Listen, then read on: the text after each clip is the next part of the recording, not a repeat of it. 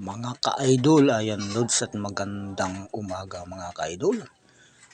Itong video nito ka-idol, late upload nito, late video naman to mga ka-idol. Mga ilang araw na ito ka-idol na aking ginawa. At mamaya ko naman i-upload mga ka-idol. Ayan lods sa labasan ka-idol ng bahay sa likuran. Yan lods yung yung sugaan ng mga kambing na mga alaga ko ka-idol. At parang ay di nga yan palakad-lakad ako diyan ka-idol.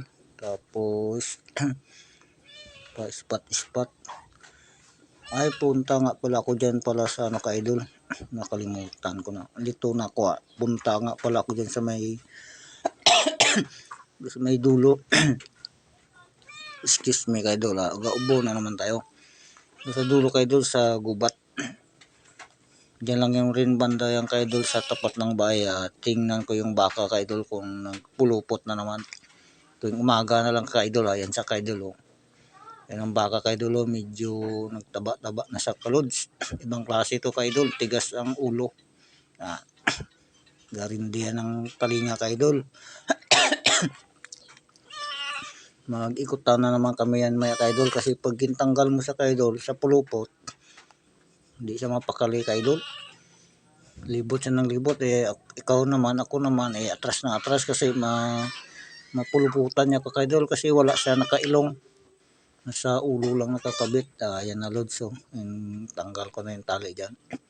Dito lang sa banda na pulupot dyan ka-idol sa may sako na yung kalodso na may lupa. Ayan, tapos ayan na siya. Natingin-tingin siya dyan sa akin ka-idol. Ang kanyang sugaan ka-idol kung ano sana. Yan parang matangkad na baka tulad. Hindi siya native, parang hybrid siya. Yung tawag malalaking mga baka ba. Masyadong mailap ka-idol. Yan sana lod sa yung luwang ng kanyang sugaan. Yan hanggang doon. Yan. Doon na banda sa bahay ka-idol. Yan. Kaya lang yung kanyang palpal ka-idol masyadong maigsi. Nag-ihi na siya. Alam niya na kasi natanggal na dapat ang suga niya dito ka-idol yung kanyang palpal barita ka-idol. Yan ang ginasabi ko sa may-ari ng baka na to. Ewan kung idala niya dito yung barita na yun. Ewan lang kung mabunot niya pa yun. Matigas talaga ulo yan ka-idol. Kaya bago ko na yung ka-idol, cut ko muna cellphone dyan kasi magahilahan na naman kami dalawa dyan lods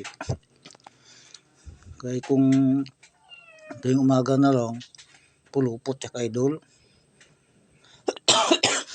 Wala siyang magandang sugaan na o yan na siya lods. Nauna na siya.